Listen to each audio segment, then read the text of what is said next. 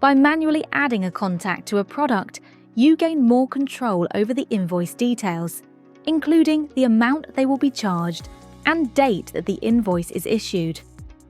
This differs from the invite to product process, which sends a product invitation to the contact, allowing them to decide if they want to make a purchase or not. This video will show you how to add contacts to your products. You can add contacts to a product from multiple areas of your system, including the contacts page, timetable, and product sales report. If you want to carry out a search for a contact and then add them to a product, then the contacts page is likely the best option. Click into the contacts section and use the magnifying glass to search for the contact that you want to add into a product. You can add multiple contacts at once by selecting the checkbox next to their names, but you can only choose one product at a time to add them to. Expand the Add To tab in the left side menu and choose the Product option. Choose the relevant product from your product list. In some cases, certain product details will pre-populate, such as the price, date, and time. This depends on whether or not the product has multiple prices, dates, and times available. Next, you will need to choose your scheduling and invoicing options. The options available will vary depending on what type of product you are adding them to. For example, if you're adding the contact to a membership, you'll be prompted to choose a subscription start date. But if you are adding the contact to a session or event, you will be prompted to choose a session start date. The options include all future sessions from this day forward. This adds the contact to all relevant sessions on the schedule, from the current day onwards. Specific sessions.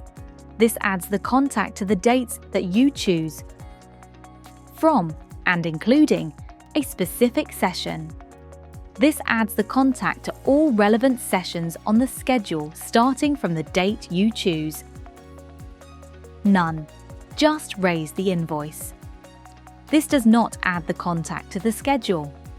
This option can be used if you want to add a contact to a product and raise an ad hoc charge, but you do not need the contact to appear on the timetable.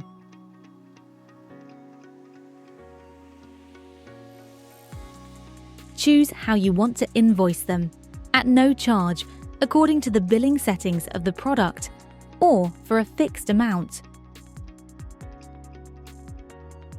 Choose the payment provider that the payment will be taken with,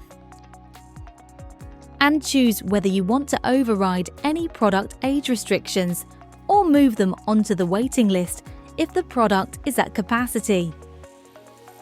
In this case, let's say we want to add Peter to the ages 6 to 7 class. The price is already set to £40 and the session takes place on Mondays at 6 p.m.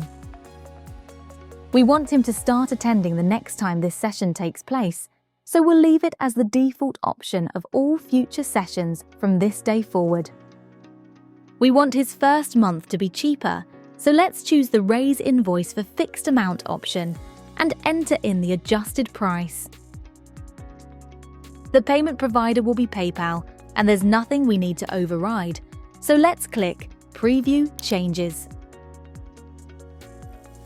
As we picked a new price for Peter, we can choose to lock in this price for future renewals or allow the price to return to normal from the following month onwards.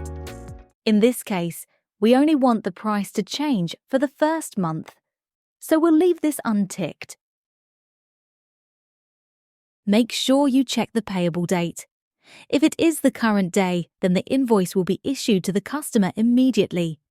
If it is set to a later date, then it will become an order and move to the contact's scheduled orders.